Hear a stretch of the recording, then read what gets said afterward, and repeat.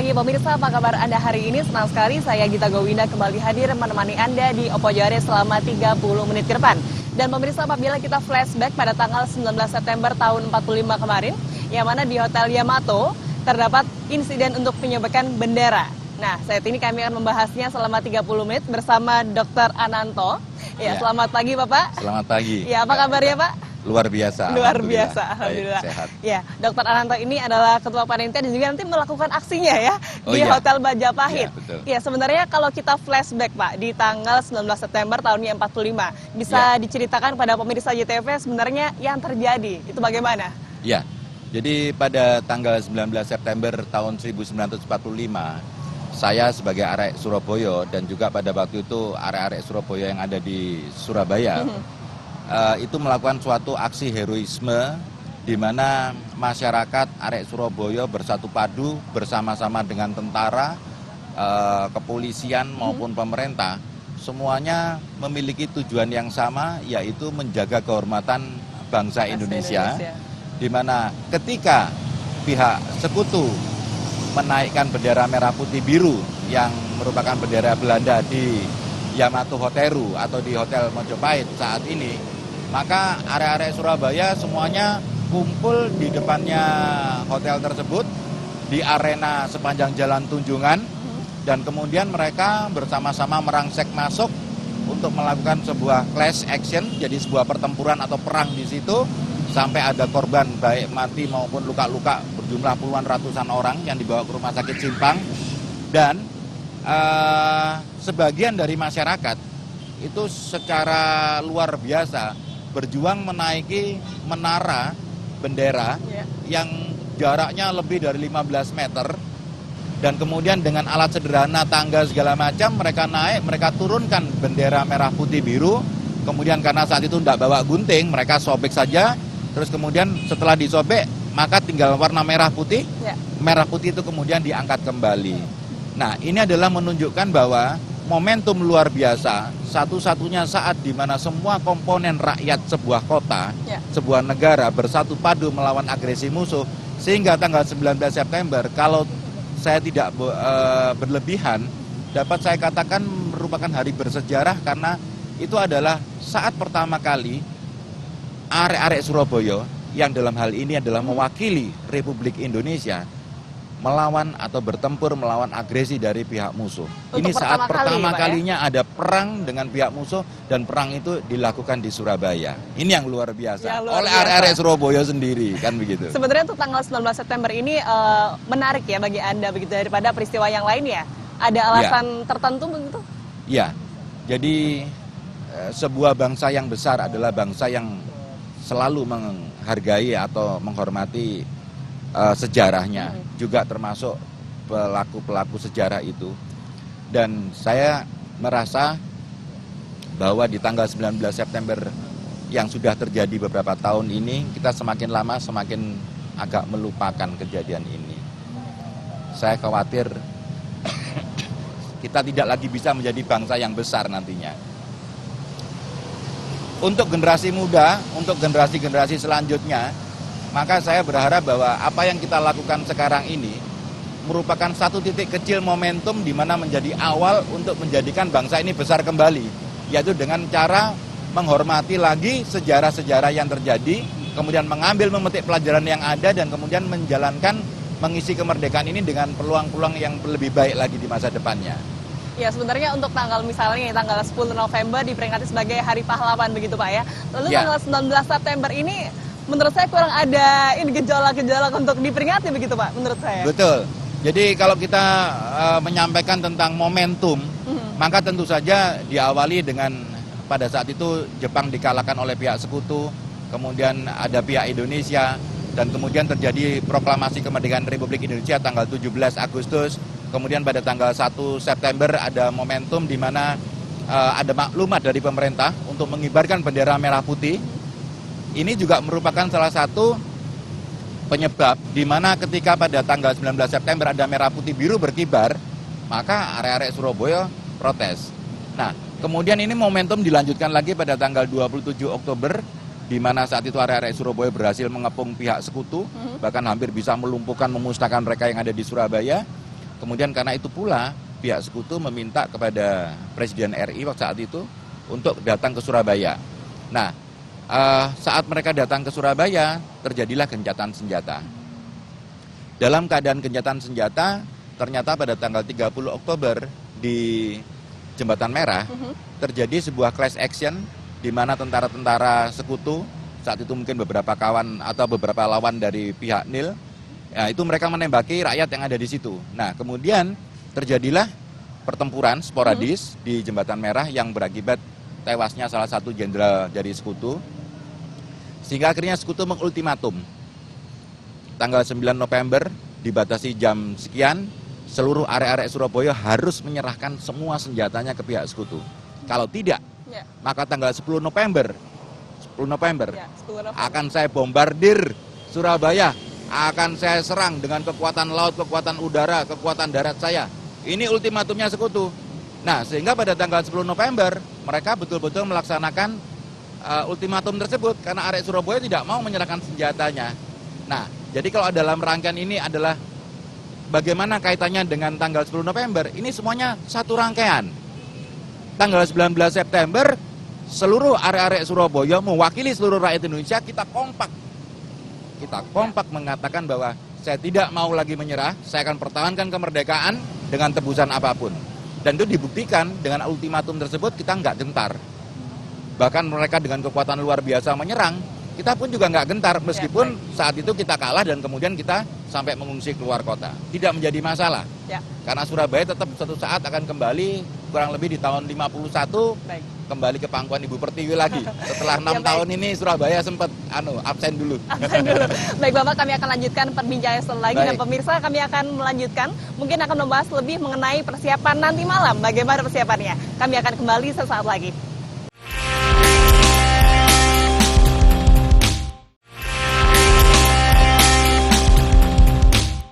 Baik pemirsa, kembali di Opo Jare bersama saya Gita Gowinda dan juga masih bersama narasumber kita untuk hari ini Dr. Ananto. Ya, untuk nanti malam Bapak, bagaimana untuk persiapannya sebenarnya? Untuk kegiatan nanti malam sebetulnya ada yang menarik, yaitu saya secara pribadi Mbak Ananto Sidotomo itu ingin melakukan sebuah persembahan untuk mengenang dan menghormati jasa para pejuang-pejuang pendahulu saya area-area Surabaya, di mana saya akan melakukan sebuah monolog. Dan monolog ini akan saya lakukan di situs Menara Bendera sisi utara Mojopahit, di Hotel Mojopahit, di mana pada tahun 45 di tempat itu pula lah terjadi sebuah insiden bendera. Nah, di dalam melakukan hal itu tentu saja tidak ada ungkapan siapa yang lebih pandai, siapa yang lebih bodoh, atau siapa yang lebih hebat, tapi tidak. Tetapi ini merupakan persembahan. Jadi artinya saya dengan kemampuan saya persembahkan yang terbaik dari diri saya. Dan ini bukan untuk narsis-narsisan, tetapi untuk mempersembahkan kepada mereka sebagai para pahlawan-pahlawan pendahulu, tetapi juga utamanya adalah untuk diri saya sendiri, generasi saya, dan generasi penerus. Karena jangan sampai nanti generasi penerus ini melupakan cikal atau akar daripada sejarah. Kalau saya sekarang ini bisa menikmati es krim, bisa menikmati pendidikan, itu semuanya bermula dari perobekan bendera itu. Tanpa ada insiden perobekan bendera, tanpa area-area Surabaya masuk menyerbu kepada di dalam tentara-tentara sekutu yang ada di dalam Hotel Mojopahit saat itu, kita nggak bisa ke sini. Kita tidak berada di tempat ini, ya kan? Berkat perjuangan area Surabaya. Karena itu jangan pernah melupakan sejarah. Kita kembali bukan untuk kemudian kita menghormati secara berlebihan, tetapi semua itu ada harganya. Termasuk kenikmatan yang sekarang kita raih, itu adalah merupakan sebuah perjuangan yang berdarah-darah di masa lampaunya. Dan ini memang kawan-kawan juga menyampaikan bahwa kita disuruh berhati-hati, karena monumen bendera sendiri kan tempatnya tinggi. Betul Pak. Ya, hampir 20 meter dari permukaan laut. Kemudian di sana stage-nya sempit, mungkin hanya sekitar 0,8 kali 2 meter yang dipakai untuk bisa blok. Dan kemudian juga berangin. Anginnya ini nggak jelas, jadi kadang-kadang kenceng, kadang-kadang nggak. Sehingga kalau pada saat terjadi angin kencang, kita kadang-kadang nggak bisa berdiri dengan baik. Nah, ini merupakan tantangan tersendiri, apalagi harus berseni peran monolog. Saya khawatirnya nanti malam bisa saja blank, kan gitu ya. Kalau blank ya saya sudah siap-siap, wong aku arek Surabaya wani nekat lek ono blank gak duwe pikiran apa-apa ya aku dulu ndoprok kan gitu loh. Itu. Tapi yang pasti kawan-kawan dari area Surabaya juga sudah berkontribusi, mereka menyiapkan safety pengaman untuk diikatkan antara bendera itu ke saya. Dan ini merupakan suatu yang sebetulnya luar biasa. Karena secara emosional pada saat menampilkan monolog nanti malam, saya adalah menjadi satu kesatuan dari bendera itu. Ya, tapi sebelumnya Bapak sudah pernah mencoba ke atas kabarnya ya? Sudah. Bagaimana rasanya di atas? Ya, saya terus terang aja saya takut, saya gampang. Terutama setelah beberapa menit di sana. Dan kemudian setelah saya turun, saya harus mengakui kaki saya sudah rasanya berat sekali untuk diangkat. Itu, berat sekali untuk diangkat. Dan memang kegampangan, ketakutan, kemirisan ini adalah hal yang memang risiko saya untuk saya lakukan. Tetapi saya tidak berkecil hati. Saya hanya membayangkan begini. Kalau saya yang dalam keadaan damai, dalam keadaan disupport banyak kawan saja, merasakan ketakutan yang luar biasa seperti itu, saya membayangkan pendahulu-pendahulu saya, tanpa safety, tanpa keamanan, tanpa dukungan dari teman-temannya, mereka semuanya naik ke atas dan kemudian mereka mempertahankan kemerdekaan dan merobek bendera merah putih biru itu. Begitu. Nah itu semangatnya yang akan saya contoh. Baik Pak, untuk tahun 2013 ini apakah ada yang berbeda dibandingkan tahun lalu Pak? Iya. Karena monolog yang dilakukan di situs Menara Bendera sisi utara Hotel Mojopahit ini adalah merupakan yang pertama kali dilakukan di Indonesia. Dan moga-moga hal kecil ini bisa menginspirasi tokoh-tokoh masyarakat, tokoh-tokoh pemerintah, kemudian kawan-kawan yang ada di TNI maupun di kepolisian, utamanya adalah kawan-kawan yang ada di dalam media sendiri. Karena pada tanggal 19 September ini peranan media saat itu sangat luar biasa. Peranan jurnalis-jurnalisnya. Waktu itu masih ada Dome, kantor berita yang markasnya ada di Jalan Tunjungan 100, dan itu menjadi cikal bakal antara kemudian. Nah, jurnalis-jurnalis wartawan inilah yang kemudian setelah tahu ada kejadian penaikan bendera musuh, mereka menghubungi pemerintah, mereka menghubungi organisasi arek-arek Surabaya untuk kemudian diajak bersama-sama. Nah, ini adalah peran jurnalis. Jadi zaman dulu jurnalis sudah luar biasa, zaman sekarang saya rasa jurnalis juga akan jadi lebih luar biasa lagi. Kalau mau kembali kepada kiblat sejarah bahwa ini loh, kemerdekaan Republik Indonesia dipertahankan oleh arek Surabaya, oleh semua komponen bangsa, tetapi jurnalis berada di dalam langkah yang terdepan. Ya, nah ini harus kita sadari. Gitu. Ya, untuk respon sendiri untuk masyarakat Surabaya ini bagaimana? Mulai dari tahun lalu hingga saat ini Pak?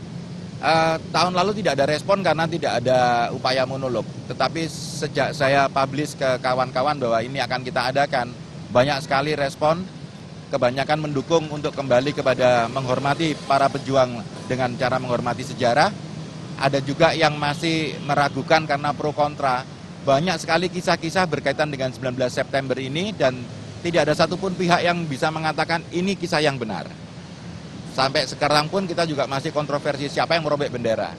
Tapi biarlah, paling tidak satu kata sepakat adalah yang merobek bendera adalah arek-arek Surabaya. Arek-arek Surabaya. Untuk arek-arek Surabaya saat ini pada tahun 2013 menurut Anda bagaimana? Semangatnya apakah kalah dengan pahlawan terdahulu Pak? Ya, saya harus mengatakan dengan jujur, semangat kita saat ini belum diuji.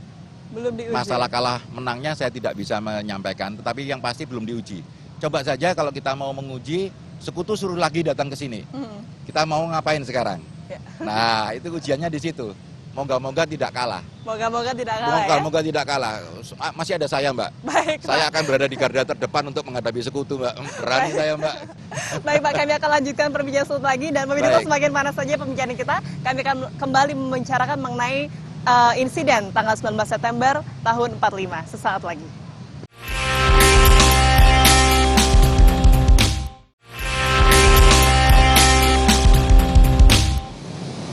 Baik pemirsa, kembali di Opo Jare bersama saya Gita Gowina dan juga Dr. Ananto. Iya Pak, untuk nanti malam, untuk setting tempatnya bagaimana Pak? Iya, jadi kita nanti akan melaksanakan kegiatan ini, kita mengundang kawan-kawan jam 7, tapi mohon maaf tidak semua kawan-kawan bisa kita undang karena tempat di roof menara bendera tersebut terbatas kapasitasnya, hanya 30 orang, 40 orang yang bisa masuk ke situ. Tetapi di sisi barat dari Jalan Tunjungan, masyarakat kalau mau menyaksikan masih bisa. Karena monumen menara bendera itu ternyata juga bisa disaksikan dari sisi barat Jalan Tunjungan dengan leluasa. Dibuka untuk umum ya? Untuk umum kalau yang di umum sisi barat semua. itu. Cuman kalau untuk yang naik di atasnya Hotel Mojopahit memang harus bawa undangan itu. Iya, baik. Terbatas. Minta maaf. Dan kami pemirsa juga kedatangan dari golongan muda mungkin ya. Ya, selamat pagi Mas Selamat pagi. Pileski. Ya. Ya, Mas Pileski, untuk nanti malam ini bagaimana untuk persiapannya? Untuk persiapan nanti malam memang kebetulan di sini saya membantu sebagai ilustrator musik. Ilustrator musik. Saya bermain solo biola untuk membawa atmosfer suasana monolognya Bapak Ananto. Tentu saja saya bermain dengan eksploratif yang sifatnya itu keluar dari segala pakem-pakem mungkin cara bermain biola yang tidak biasa, karena di sini memang menceritakan tentang kejadian pertempuran pada waktu itu, di mana situasi yang diinginkan Pak Ananto saya harus mendukung, harus juga satu frekuensi agar pesan monolog itu sampai ke penonton, dan juga pada suasana-suasana tertentu yang sifatnya perenungan. Perenungan. Iya. Nanti apakah nanti akan main biola saja ataukah ada acara lain begitu untuk musiknya? Khusus ada solo biola aja. Solo biola. Untuk teman-teman Mas Pileski sendiri ini, bagaimana untuk responnya untuk acara ini? Untuk acara ini teman-teman antusias yang jelas. Antusias. Tapi karena Bapak Ananto membatasi, bukan Bapak Ananto sebenarnya, tapi karena lokasi yang terbatas Lokasi, ya. dan naiknya sangat berbahaya. Saya sendiri aja kemarin waktu gladi bersih juga sempat terpleset. Terpleset juga. Nanti mau mencoba lagi ke atas juga? Ya, tetap semangat. Tetap semangat ya. Ya, untuk anak muda sendiri menurut Mas Pileski bagaimana untuk semangatnya anak muda saat ini dibandingkan mungkin dengan pahlawan tahun lalu sebagai generasi muda? Sebagai generasi muda memang sekarang terkikis ya untuk sedikit sekali generasi muda yang tahu sejarah bangsanya, dan mungkin momentum kejadian 19 September ya. Ini sedikit yang tahu. Malah yang 10 November mungkin kebanyakan yang tahu. Padahal di 19 September ini sebuah momentum awal yang memang awal dari perjuangan Republik kita, di mana kita sebagai pejuang waktu itu tidak menyerah pada sekutu. Dan dari titik itu akhirnya ada pertempuran berikutnya yang lebih dahsyat lagi. Ya. Ya. Seandainya hari itu kita menyerah, mungkin tidak akan ada Republik Indonesia. Teman-teman saya dari kalangan muda bertanya kepada teman-teman, ya tidak banyak yang tahu tentang 19 September. Iya, baik. Kembali ke Bapak Ananto mungkin ya. Ini acara ini dibuka untuk umum begitu Pak ya? Ya, Lalu untuk arus lalu lintasnya bagaimana ini? silakan.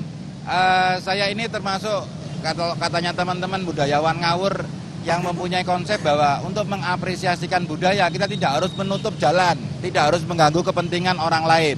Jadi silakan, jalan tetap dibuka, semua orang tetap bisa berlalu lalang di situ, memanfaatkan jalan tersebut yang memang punya rakyat.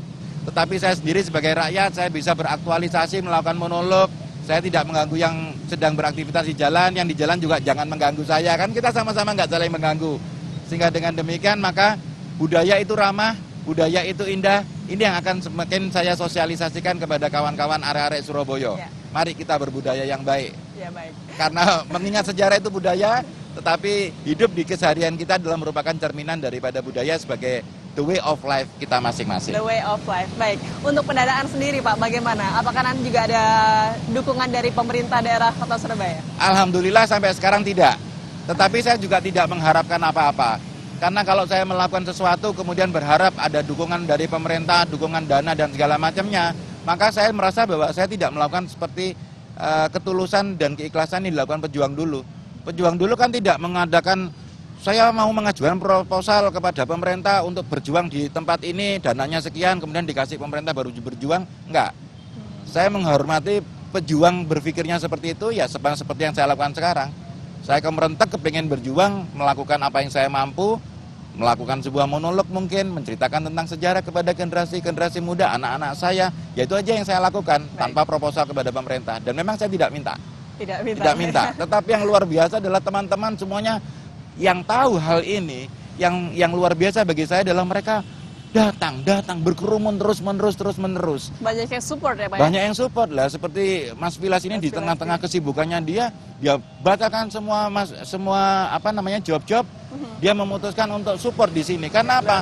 Ini sama Kemerentek kita sama, idealisme kita sama. Ini arek Surabaya. Kalau bukan saya arek Surabaya, siapa mana sih ngate nglakoni? Kan gitu. Untuk meneruskan perjuangan area Surabaya begitu Pak ya? Iya, iya. Paling tidak saya harus memberikan contoh untuk diri saya sendiri dan untuk anak-anak saya dulu. Saya nggak mau memberi contoh kepada orang lain. Nanti biar orang lain yang terinspirasi dan mereka melakukan jauh lebih baik daripada yang bisa saya lakukan. Iya, selain mungkin perobekan bendera, apakah nanti juga ada peristiwa-peristiwa lain yang juga akan dibuat fragmen seperti ini Pak? Saya sementara ini tertarik pada perobekan bendera atau insiden bendera. Karena di sini merupakan sebuah rangkaian sejarah yang agak terpinggirkan. Selama rangkaian sejarah September perobekan bendera 19 September 45 ini masih diingat dan dibicarakan, saya rasa kita akan baik-baik saja. Kalau untuk masalah yang mau ada fragmen 10 November, siap, kita juga bisa melaksanakan. Ya. Tetapi ini bukan merupakan sesuatu yang saya concernkan karena apa? Karena semua pihak sudah banyak yang aware. Jadi biarlah semua orang melakukan bagiannya sendiri, masing-masing sendiri sesuai dengan keinginannya, kemerentekan hati. Baik Pak, untuk harapan Bapak sendiri untuk area Surabaya bagaimana? Ya, jadi saya area-area Surabaya dan semua area-area Surabaya yang lain, kita punya sejarah perjuangan bangsa yang dimulai dari area-area Surabaya. Jangan pernah abaikan sejarahmu, karena sebetulnya sejarah ini sama seperti kita ditanyain siapa bapak ibumu. Jangan sampai keliru menyebut nama bapak ibumu. Juga jangan sampai keliru menyebutkan sejarah yang kita alami juga. Nah, menghargai sejarah itu merupakan bagian dari budaya. Dan kalau kita mau hidup sebagai manusia yang baik dan bermartabat, tentunya kita akan berbudaya. Karena itu hargai sejarah. Dan jangan coba-coba selewengkan sejarah.